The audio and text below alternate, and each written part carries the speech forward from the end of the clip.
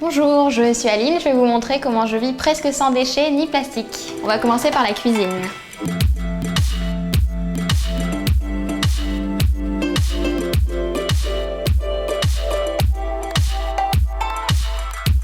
Le sans plastique et le zéro déchet, ça va souvent avec le minimalisme parce que finalement ça se résume à consommer moins mais mieux. Pour mes aliments secs, j'achète tout en vrac, dans des sachets en tissu lavable et ensuite je mets tout dans des bocaux en verre. Alors le verre, il faut savoir que c'est beaucoup plus sain que le plastique ou le carton. Donc il y a aussi le côté protection de la santé, au-delà du côté environnement, ne pas produire de déchets. Alors les ustensiles que j'utilise dans ma cuisine sont aussi sans plastique, donc ils sont principalement en bois, ou en inox, puisque l'inox est un matériau très sain. Et j'utilise aussi le tissu lavable.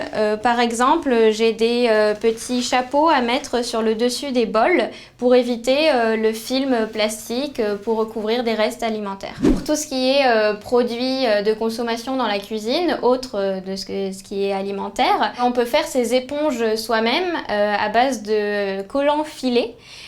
Qu'on tisse tout simplement, c'est une technique extrêmement simple et ça fait une éponge qui est presque inusable, qui dure littéralement des mois et qui est fait à base de récup. Souvent, les cosmétiques qui sont polluants pour l'environnement le sont aussi pour notre propre corps. Personnellement, j'ai besoin uniquement de 5-6 produits pour m'occuper de mon corps et remplacer tous les cosmétiques traditionnels. On a par exemple le beurre de karité. Donc ça c'est acheté en boutique biologique et ça va remplacer les baumes, les crèmes pour les mains, les sticks à lèvres, ça marche extrêmement bien, ça nourrit très bien la peau. On a aussi de l'huile de coco qui est naturellement antibactérienne, donc elle peut remplacer le dentifrice par exemple, ça blanchit aussi naturellement les dents. On peut faire aussi son déodorant avec de l'huile de coco en le mélangeant avec du bicarbonate de soude, très économique, très efficace aussi. On a aussi le marc de café, donc là aussi c'est de la récup et ça permet d'exfolier la peau du visage et du corps de manière vraiment très efficace et tout à fait naturelle. Dans les exfoliants classiques, on trouve des micro-billes de plastique. Donc en fait, l'agent exfoliant, les billes que vous trouvez dans votre exfoliant, c'est littéralement du plastique qui va être très mal filtré dans les stations d'épuration et donc qui vont finir dans l'océan. Pour le ménage, on a plein d'astuces zéro déchet aussi.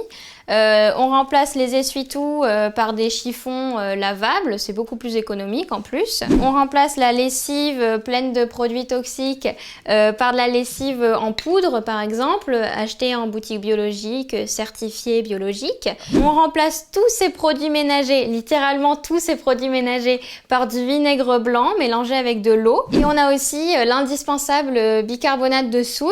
Là je l'ai acheté en vrac, mais ça peut aussi se trouver dans tous les rayons épices. Ça c'est vraiment très efficace, tout à fait naturel. Et on a aussi un peu d'huile essentielle, ça peut être du citron puisqu'elle est naturellement antibactérienne et désinfectante et ça vous permet d'avoir la bonne odeur de citron et en plus ça va désinfecter votre sol, vos meubles, etc.